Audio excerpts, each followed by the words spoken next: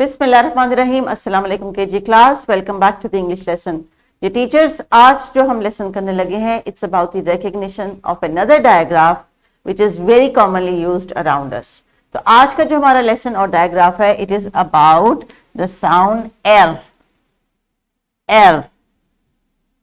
अब देखते हैं कि हमारे पास कौन कौन से ऐसे अल्फाज ऑलरेडी मौजूद हैं जिनको हम जानते हैं जिसमें ये आवाज छुपी हुई है।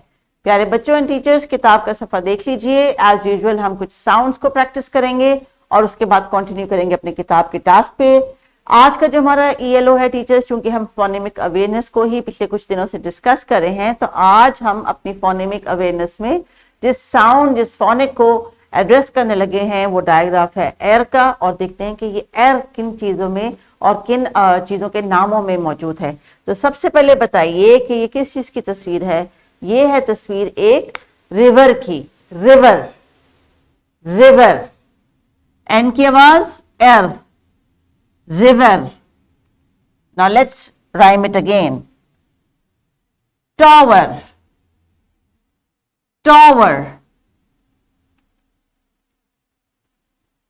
वैसे तो इसको ब्लेंडर भी कहा जाता है, लेकिन हम इसको यहां पे मिक्सर के वर्ड पे इस्तेमाल करें। Mixer. It is also blender and mixer. Both words are used.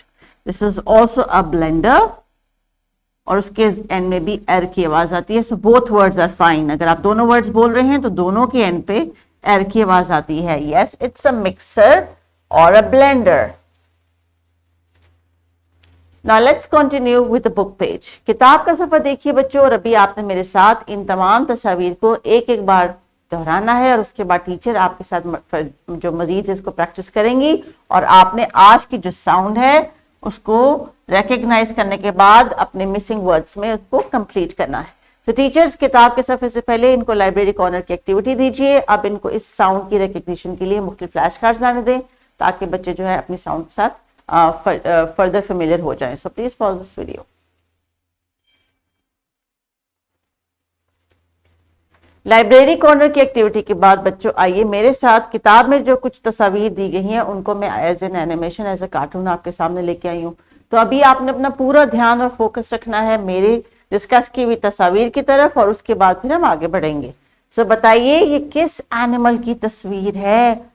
This is a tiger. Tiger. Do you know the name?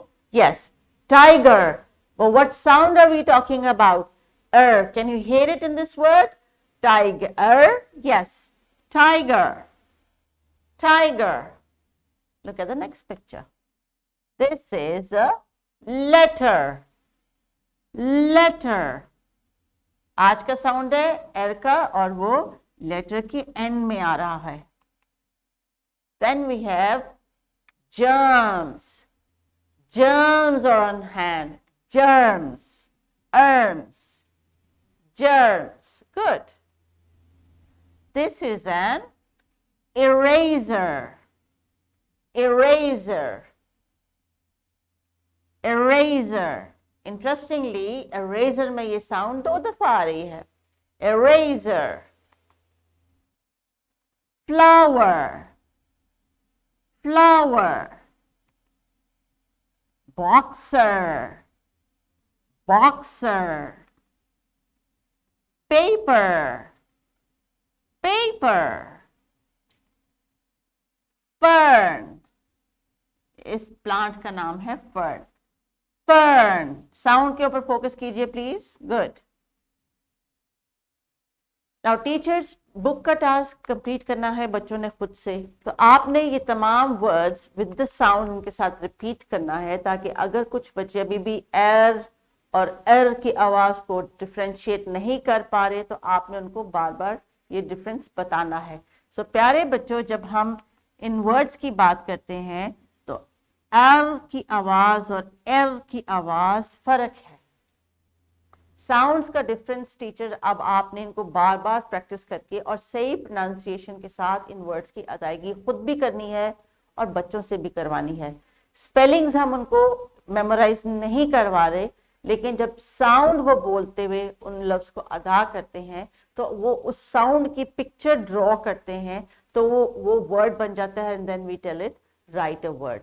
सो जब वो फ्लावर लिख रहे हैं तो उनमें जो साउंड्स है उनको वो ब्रेक करके सिलेबल का कॉन्सेप्ट इन्होंने सीखा था, 1 syllable वर्ड 2 syllable इनको आता है, इसलिए इनको जब ये फ्लावर लिख रहे हैं तो हर साउंड को अलग से इन्होंने एड्रेस करना है, तब इनको इन डायग्राफ्स की रिकग्निशन खूब अच्छे से हो जाएगी।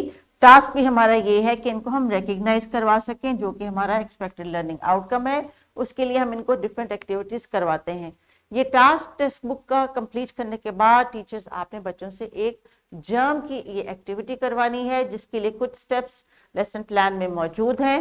पिक्टोरियल जो है आपके सामने मैं शेयर कर देती हूँ। कुछ मटेरियल आपको चाहिए होगा, जैसे कि hand wash liquid, some water and black pepper और एक एम्प्टी प्लेट। इस एम्प्टी प्लेट में आप डालेंगे थोड़ा सा पानी और इसमें थोड़ी सी काली मिर्च का छिड़काव करेंगे। टीचर्स ये स्टेप आप बच्चों से खुद करवाएं ताकि वो इसमें पार्टिसिपेट करें।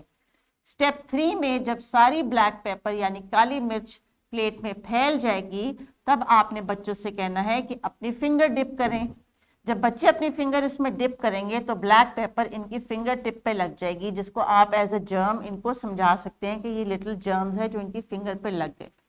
Then you will ask them to pour some hand liquid, जो भी इनके पास अवेलेबल है आपने अरेंज किया हुआ है, ये अपनी फिंगर पे लगाएंगे और उसके बाद जब ये दोबारा उसी प्लेट में अपनी फिंगर टिप को डिप करेंगे तो दे विल सी कि जो आपके ब्लैक पेपर के ग्रेन्स हैं लिटिल लिटिल, वो जो उनके जो लिटिल जर्रात हैं वो फैल जाएंगे। इसका मतलब ये है कि वो जो जर्म्स की रिप्रेजेंटेशन है इनको समझ आ जाएगी कि ये जो हैंड वॉश होता है या सोप होता है ये हमारे क्या काम करता है। इन जर्म्स को ये यहाँ से हमारे हाथों से डिसअपियर कर देता है या किल करके रिमूव कर देता है।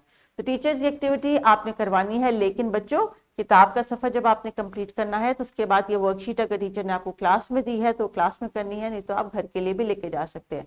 तो teachers let them complete the task. और ये छोटी सी जर्म एक्टिविटी जो आपके लिए रिकमेंड की गई है, इनसे बच्चों से जरूर एग्जीक्यूट करवाएं और इनसे एक दफा फिर हैंड वॉशिंग का और इसकी अफादियत का जो है वो जरूर जिक्र करें बच्चों से। तो प्यारे बच्चों, continue with the lesson. Take care and अल्लाह हाफिज।